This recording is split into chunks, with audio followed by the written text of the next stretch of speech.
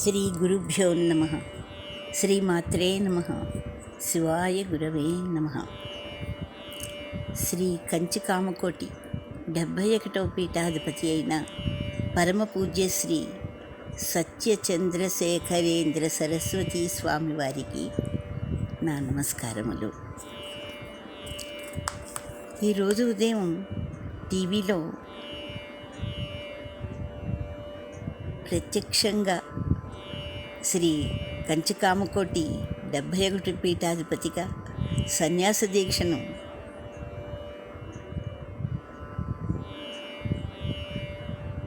పరమపూజ్య శ్రీ సత్యచంద్రశేఖరేంద్ర సరస్వతి వారిది నేను కనులారా చూశాను. చూస్తున్నంతసేపు నా కళ్ళల్లోంచి ఆనంద బాష్పాలు వస్తూనే ఉన్నాయి. ఎందుకో తెలియదు, ఏదో తెలియని ఆనందం. అందులో ఆ కామాక్షమ్మ దేవాలయంలో, ఆ పుష్కరిణిలో ఎంత ఆనందం అనిపించిందంటే చెప్పలేను, నేను నా మాటల్లో చెప్పలేను. ఆ స్వామివారిని కన్న తల్లిదండ్రులని చూస్తుంటే ఈ దంపతులు ఎంత పుణ్యం చేసుకున్నారో కదా, ఎంత అదృష్టవంతులో కదా అని అనిపించింది. అప్పుడు నాకు గుర్తు వచ్చింది, నేను చదివిన జగద్గురు శంకరాచార్యుల వారి జన్మ వృత్తాంతం. ఆ విషయాన్ని మీతో కూడా పంచుకోవాలనిపించింది.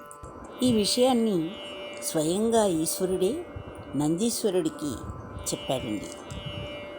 ఏమనంటే, భూలోకవాసులందరికీ జన్మ సహజమైనట్లే మరణం కూడా సహజమే. కానీ ఆ మరణించిన వారంతా వారి వారి జన్మ సంస్కార వాసనను అనుసరించి వారి ఆత్మ అనగా జీవుడు మరల శరీరధారణ చేస్తుంటారు. మానవ, మృగ, పక్షి, క్రిమి కీటకాలుగా వారి వారి జన్మ కర్మను అనుసరించి మరో దేహం తీసుకుంటారు.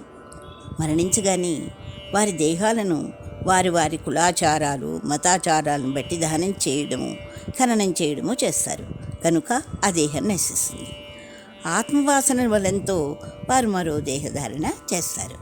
కానీ అవధూతలు, అవతార పురుషులు, కారణ జన్ములు అలా కారు. వారు ఉత్క్రాంతి పొందుతారు. ఇక్కడ ఉత్క్రాంతి అంటే అర్థం మరణమే. కానీ వీరు పొందినటువంటి మరణాన్ని ఉత్క్రాంతి అంటారు.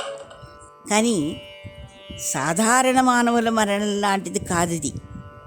ఒక అవతార పురుషుడు, ఒక మహాభక్తుడు మరణించినప్పుడు అతడి ఆత్మ పంచభూతాలలో కలిసిపోకుండా ఆ ఆత్మను అష్టదిక్పాలకులు, పంచభూతాలు కలిసి తమ వద్ద తేజోరూపంగా నిలుపుకొని కాపాడుతుంటారు. ఇదే ఉత్క్రాంతి అంటే. ఉత్ అనగా పైకి ఎత్తబడిన, క్రాంతి అనగా తేజము, తేజోరూప శక్తి అని.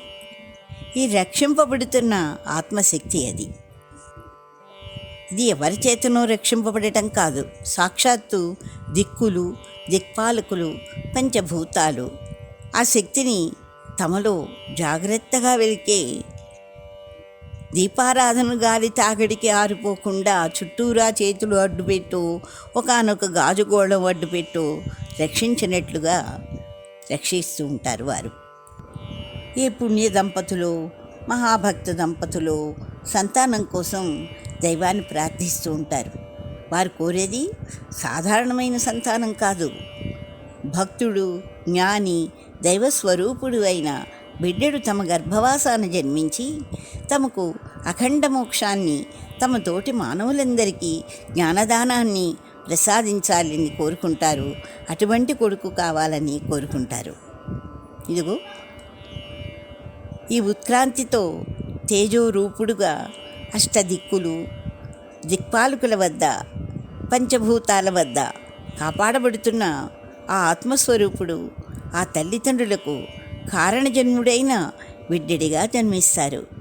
వారే ఆచార్యులు, ఆళ్వార్లు, నయనార్లు, వాగ్గేయకారులు, సంతులు, మహాభక్త శిఖామణులు మొదలైన కారణజన్ములు.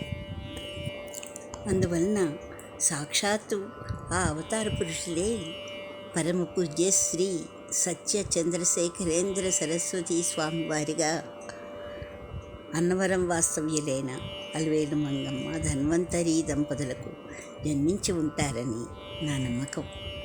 అందువలనని ఈ విషయం మీతో పంచుకోవాలనిపించింది. ఏమైనా తప్పులు చెప్పుంటే నన్ను క్షమించమని కోరుతున్నాను. శ్రీ కామాక్షి నమః.